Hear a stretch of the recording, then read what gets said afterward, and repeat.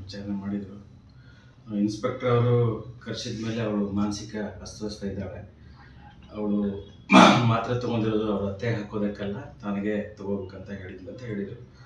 But ಅವ್ರ ಮನೆಯವ್ರು ಹೇಳಿದರು ಆ ಥರ ಮಾನಸಿಕವಾಗಿ ಅವಳು ತೊಂದರೆಯಲ್ಲಿದ್ದಾಳೆ, ಅವಳು ಮಾನಸಿಕವಾಗಿ ಚಿಕಿತ್ಸೆನ ತಗೋತಾ ಇದ್ದಾರೆ ಅಂತ ಪೊಲೀಸರು ಹೇಳಿರುವಂಥ ಮಾಹಿತಿ.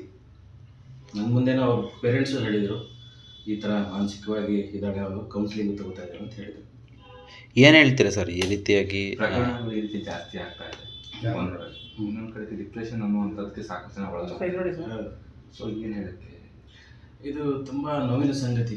As a being a doctor, being a responsible citizen ಆಗಿ ಈ ಪ್ರತಿಯೊಬ್ಬ ವ್ಯಕ್ತಿಗೂ ಮಾನಸಿಕ ಕಾಯಿಲೆಯಿಂದ ಬಳಲ್ತಾ ಇದ್ದಾರೆ. ಸೈಕೋಸೋಮೆಟಿಕ್ ಡಿಸಾರ್ಡರ್ ಅಂತಾರೆ. 80% ಜನ ಮಾನಸಿಕ ಕಾಯಿಲೆಯಿಂದ ಬಳಲ್ತಾ ಇದ್ದಾರೆ.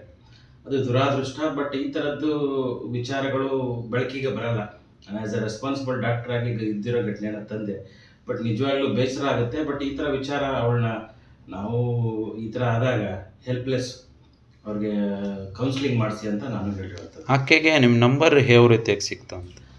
ನನ್ನ ನಂಬರ್ ಇನ್ಸ್ಟಾಗ್ರಾಮಲ್ಲಿ ಸಿಕ್ತು ಅಂತ ಅವ್ರು ಹೇಳಿದ್ದು. ಇನ್ಸ್ಟಾಗ್ರಾಮಲ್ಲಿ ಗೂಗಲ್ ಸರ್ಚ್ ಮಾಡಿದ್ರಂತೆ, ಅದು ಇನ್ಸ್ಟಾಗ್ರಾಮ್ ಕರ್ಕೊಂತೈತಂತ ಲಿಂಕು.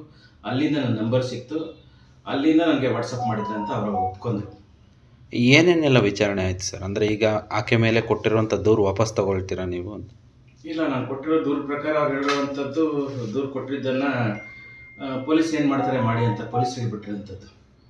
ಪೊಲೀಸರು ಅವ್ರೇನು ಕಾನೂನು ಕ್ರಮ ಕೈಗೊಳ್ತಾರೋ ಅಥವಾ ಈ ಥರ ಮಾನಸಿಕವಾಗಿ ನೊಂದಿರುವಾಗ ಪೊಲೀಸರು ಏನು ಮಾಡ್ತಾರೋ ಅದ್ರ ಮೇಲೆ ಬಿಟ್ಟಿರೋಂಥದ್ದು, ಪೊಲೀಸ್ ಎನ್ಕ್ವೈರಿ ಮೇಲೆ.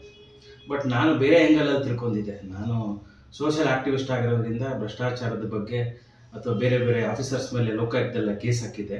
ಬಟ್ ಯಾರಾದರೂ ನನ್ನನ್ನು ಟ್ರ್ಯಾಪ್ ಮಾಡೋದಕ್ಕೆ ಇದನ್ನು ಪ್ಲ್ಯಾನ್ ಮಾಡಿದ್ರಾ ಅಂತ ನನ್ನದು ಆಲೋಚನೆಯಿಂದ ನಾನು ಆ ಆ್ಯಂಗಲಲ್ಲಿ ನೋಡ್ತಾ ಇದ್ದೆ. ಬಟ್ ಆ ಆ್ಯಂಗಲಲ್ಲಿ ಇಲ್ಲ.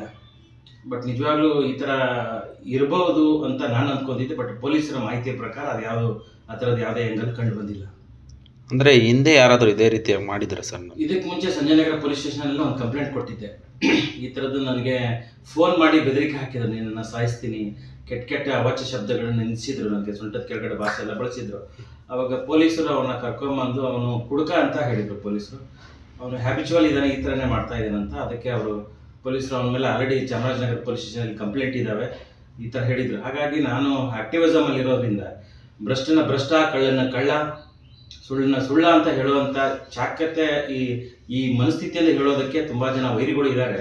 ಬಟ್ ನಿಜವಾಗ್ಲೂ ನಾನು ಇದೊಂದು ಟ್ರ್ಯಾಪ್ ಅಂದ್ಕೊಂಡಿದ್ದೆ. ಬಟ್ ಇದು ಟ್ರ್ಯಾಪ್ ಅಲ್ಲ ಅಂತ ಗೊತ್ತಾಯಿತು ಪೊಲೀಸ್ ಮಾಹಿತಿಯಿಂದ.